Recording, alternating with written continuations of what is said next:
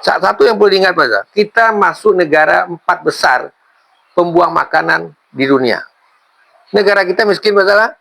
Jadi Pembesar. bagaimana maksudnya itu? Makanan yang terbuang itu oleh rumah tangga di Indonesia ini termasuk 4 besar di dunia. Jadi kita banyak mubazir. Dedi yang sudah banyak orang dengan TV banyak gagasan, betul-betul satu persatu hal-hal ini memang didetail oleh beliau, sehingga saya berharap Jawa Barat menjadi tempat orang berguru tentang mengurus anak bangsa ini.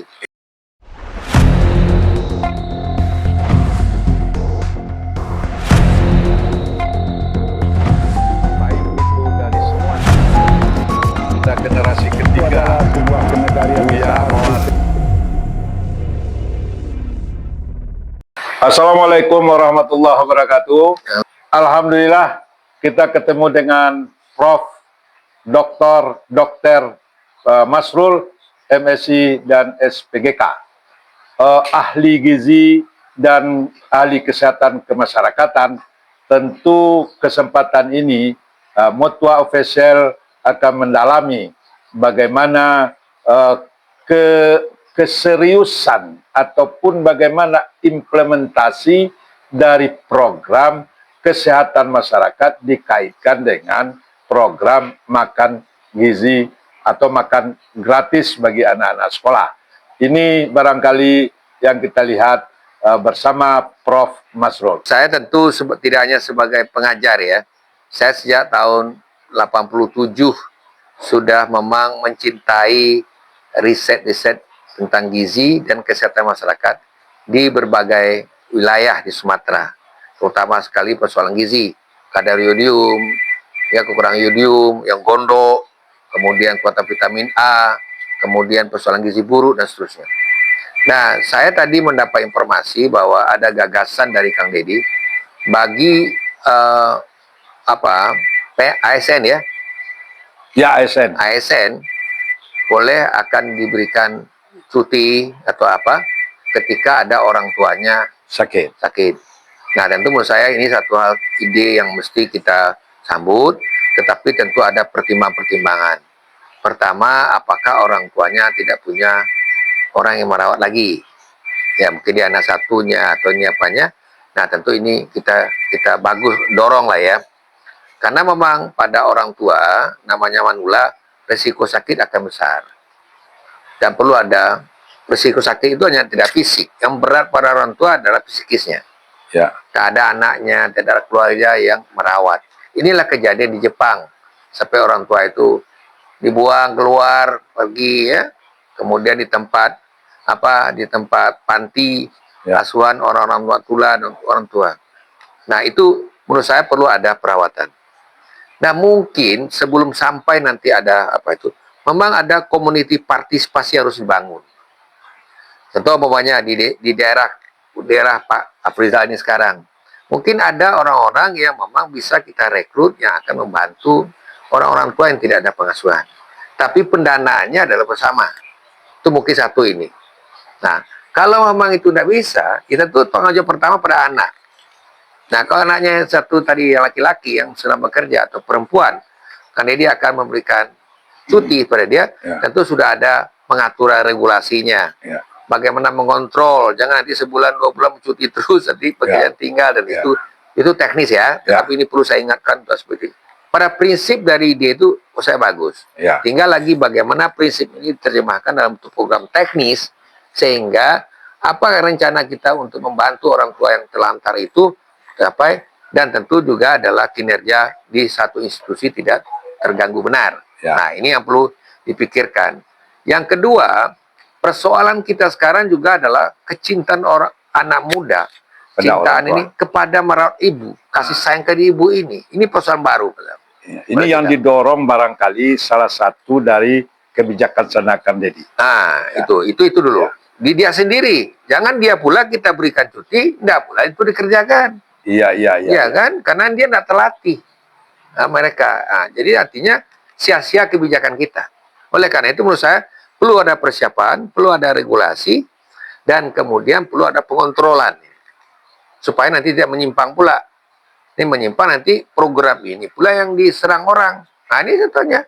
Banyak pegawai Sehingga terlambatlah semua urusan di kantornya. Kenapa? Pokoknya banyak merawat anak, segala macam. Terjadilah manipulasi pula. Ini orang tua saya sakit di sana, ini tuh sakit di sana, segala macam. Saya negeri ini mudah sekali manipulasi, Pak. Iya, iya, iya. Itu yang problem kita.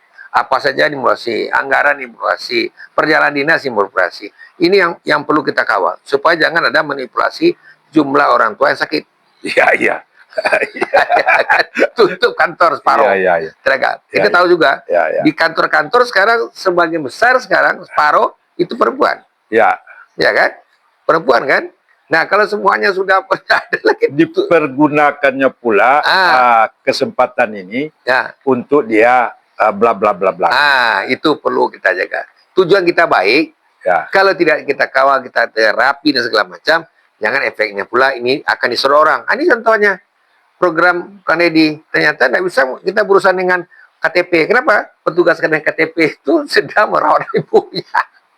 Nah, ini menjadi persoalan, apalagi sekarang pakai IT. ya, Nah, ya kan, apakah dengan itu bisa diatasi dengan IT? Ya. Ya, sebab di luar negeri orang sudah mulai bekerja tidak di kantor, ya, dari rumah. ya, ya. Nah, itu kan. Itu salah satu jalan. Dan jalan keluar. Boleh dia pulang ke rumah, Ya. tapi dia tak kerja. Tetap kerja. Ya. Nah, itu yang kita perlukan. Ya, Ya kan, supaya nanti tidak terganggu pula pelayanan publik. Ya, ya, Tentu ini. Saya pikir itu.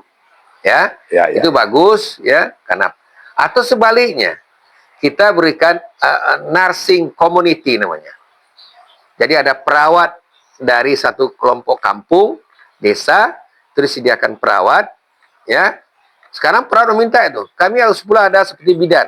Iya. Kenapa tidak kita adakan itu pula? Yang tugasnya merawat orang-orang yang tidak ada perawatannya.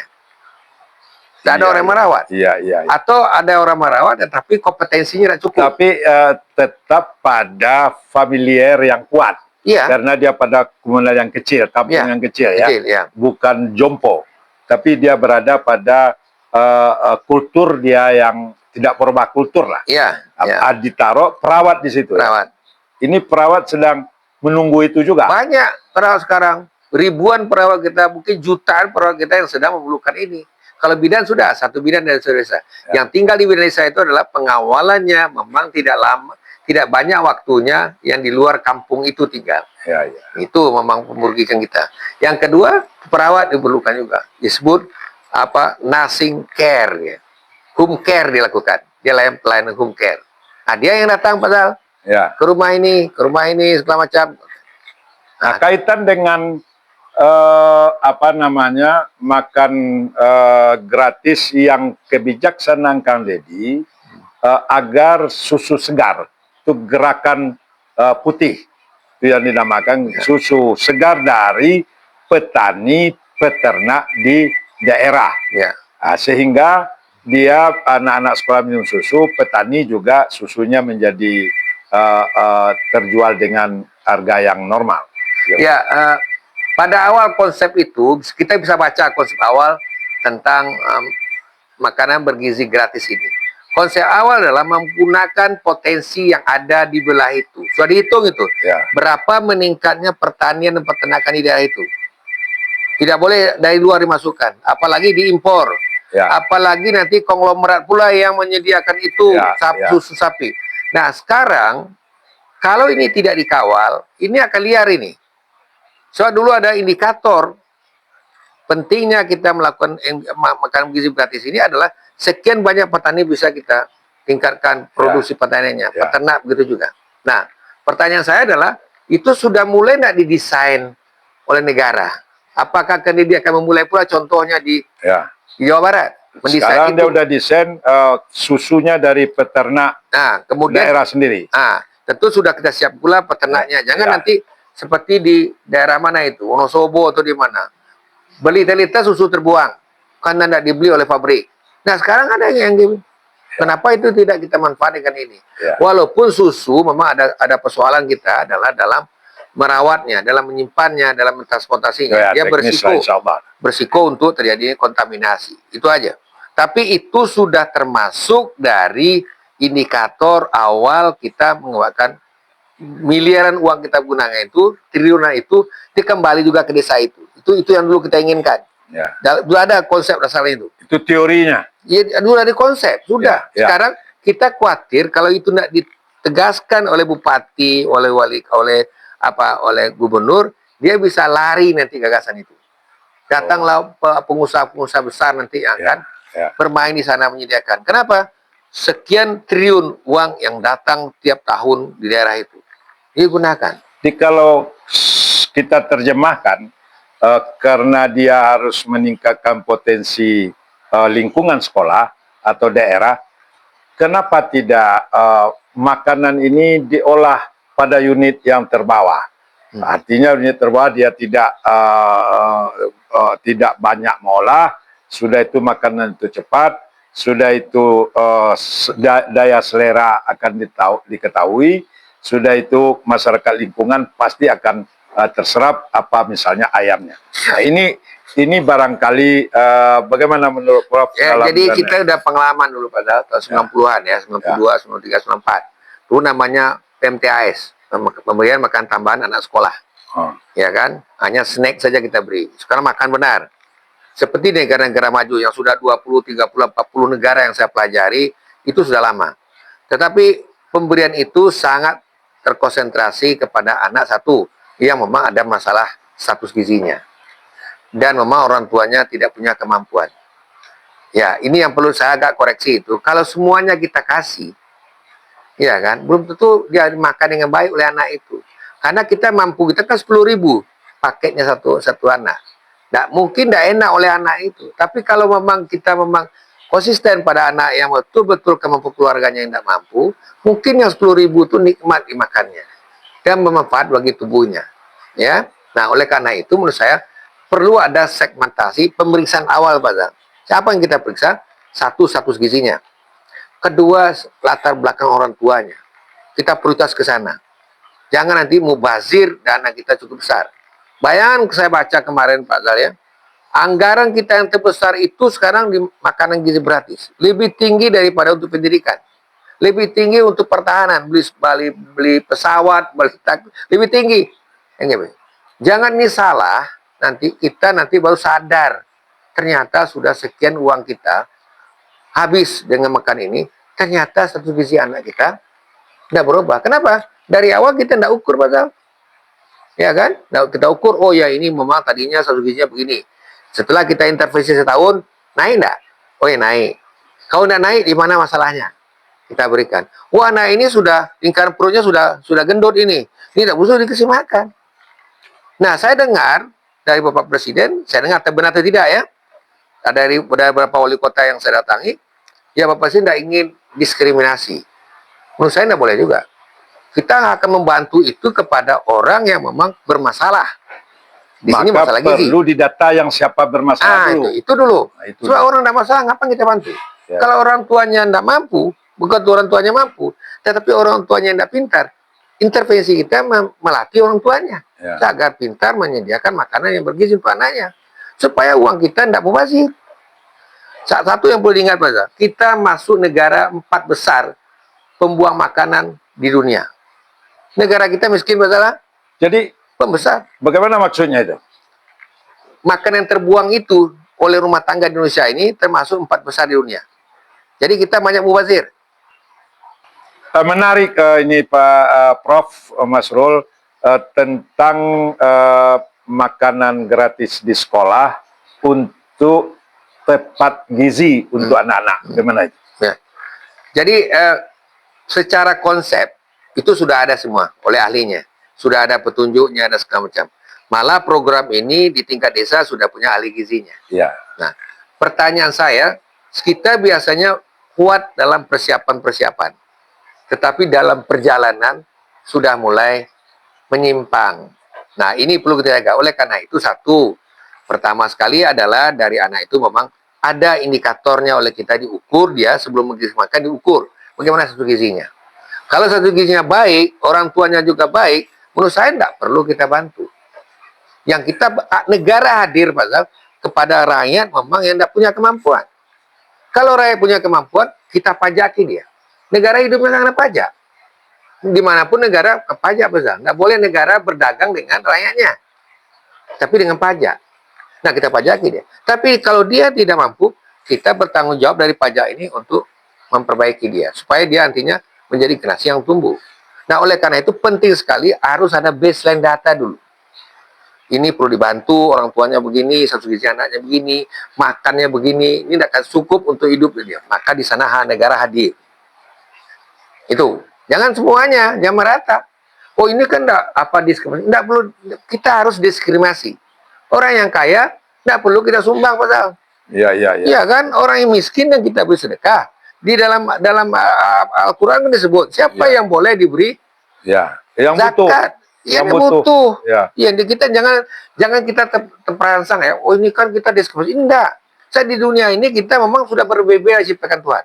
Ada yang pintar, ada yang tidak pintar. Ada yang tinggi, ada yang rendah. Ada yang kaya, ada yang miskin. Nah, kehadiran negara pada kelompok miskin. Kelompok yang tidak miskin, negara mesti mencari pajak pada dia untuk membiayai negara ini. Nah, oleh karena itu menurut saya memang di negara manapun pada selektif. Kalau Amerika itu dia pakai pendapatan terendah. Terendah. Kalau pendapatan terendah dulu pernah 550 US dollar per bulan, yang di bawah itu disubsidi anaknya. Yang di atas tidak. Jadi kita beri juga yang itu dibuangnya pula. Apa ini dikasih? Dan ketika kita kemarin ini program gizi buruk, Pak, dengan dengan zamannya Pak Jokowi, itu kan adanya dibikin dapur sehat. Ya. Dahsyat namanya, dapur sehat. Ya. Itu kalau tidak hati-hati kita waktu dikasih kepada oh ini nak makan anak saya, buang aja. Nah, oleh karena itu kita harus tepat sasaran, Pak. Karena ini adalah dana pajak. Tepat sasaran kita berikan kepada orang. Nah, oleh karena itu saran saya, ahli gizi yang bekerja di Badan Gizi Nasional di tingkat daerah itu punya baseline data. Apa gunanya? Kita bisa mengukur, Pak. Benar nggak intervensi kita 2 tahun itu berubah satu anak? Untuk pertanggungjawabkan pajak yang kita peroleh, yang kita berikan sebesar adalah untuk makanan ini, benar nggak ada manfaatnya? Berubah nggak? Berubah nggak? Evaluasi 2 tahun. Setahun langsung evaluasi, 2 tahun, 3 tahun. Dan lihat, kalau nggak juga berubah, kenapa nggak berubah? Apa input yang salah? Apa prosesnya yang salah? Kita perbaiki. Karena nggak tahu kita. Kita kasih juga, nggak tahu kita. Apakah ada yang salah? Akhirnya bocor. Baru nanti 10 tahun kita tahu, oh ini banyak uang bocor karena ini. Nah, heboh pula kita. Sudahlah heboh kemarin kita dengan Pertamina, heboh pula dengan kasus-kasus yang lain, dengan IKN. Saya khawatir pula heboh pula kita dengan makanan bergizi gratis. Nah, oleh karena itu perlu ada pengawalan. Saya tidak tahu kalau nanti Pak Prabowo dengan teman-teman mendengar ini, bukan saya tidak setuju, tetapi kita tekankan agar nanti setiap rupiah uang negara ini memang bermanfaat untuk penduduknya. Itu sebenarnya. Oleh karena itu, program tepat sasaran, program perlu dievaluasi, program perlu dimonitoring, sehingga tidak sia-sia nantinya. Nah itu, supaya nanti setelah Pak Prabowo 2029 selesai, kemudian dilanjutkan katalah Prabowo 2034, nanti orang lain 2034 tidak pula mau berabrik program sudah berjalan ini. Karena memang ternyata buktinya dia berhasil. Ya kan? Jangan nanti diobati, oh ini nggak benar ini sudah mubazir negara, udah rugi sekian. Seperti kasus beberapa proyek-proyek yang terjadi. Nah itu, tegan saya begitu aja untuk karena, nah khusus kepada Kang Deddy, ini tolong kita perbaiki model ini di Jawa Barat. Bahkan gizi gratis ini betul-betul orang yang memang tepat sasaran. Dan kemudian pengawalan kita agar tidak mubazir makanan itu. Saya tidak tahu sekarang berapa pula yang disebut dengan yang dalam bahasa Inggris food waste, artinya yang terbuang oleh anak. Makanan itu, Pak. Itu harus kita hitung. Jangan separuhnya terbuang. Sebab masalah dalam pemberian makanan itu, Pak Zala, karena kadang-kadang kita menu itu saja. Telur. Karena itu mudah. Dan itu tidak berisiko untuk infeksi. Telur. Akhirnya bosan. Nah, ketika bosan, mulailah nanti dia tidak makan. Kalau tidak bisa dihitung, tapi dilemparannya kepada temannya. Main lempar-lemparan. Nah, oleh karena itu saya menyarankan seperti PMTS dulu. Sebelum dia makan, kita ajar kebersihan tangan untuk makan. Kemudian bagi Islam dia mengucapkan Bismillahirrahmanirrahim. Jadi ada unsur pendidikan agama, unsur hygiene-nya ada di sana. Kemudian setelah makan, ditanya lagi, selesai makan. Ini apa nih anak-anak? Ini telur. Untuk apa telurnya anak-anak? Jadi terjadi peningkatan pengetahuan tentang Iya. gizi pada anak-anak itu. Nah, kemudian setiap bulan kita ukur tinggi badan, berat badannya. Oh, ini bertambah. Kita punya bukti, bertanggung jawab. Ini loh dampak dari. Nanti kalau seperti ini, tidak ada buktinya. Apa buktinya? Bahwa sekian 271 triliun uang sudah kita habis setahun. Apa buktinya manfaatnya? Susah kita menjawab. Iya, iya. Susah kita menjawab. Ini Pak, dari sekian anak yang kekurangan gizi, selain intervensi ini, tinggal ini sekian ini. Terima kasih Pak Prof. Masrul. Bagaimana pula Prof melihat persoalan gizi anak sekolah ataupun makan gratis ini dengan yang Prof sampaikan tadi?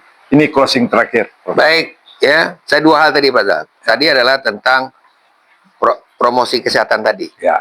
Ini betul-betul sesuatu hal yang sejak tahun 70 sudah dirancang. Ini saya tidak tahu apakah Kang Deddy akan menjadi seperti orang yang mengulang lagi ini dengan baik. Ya.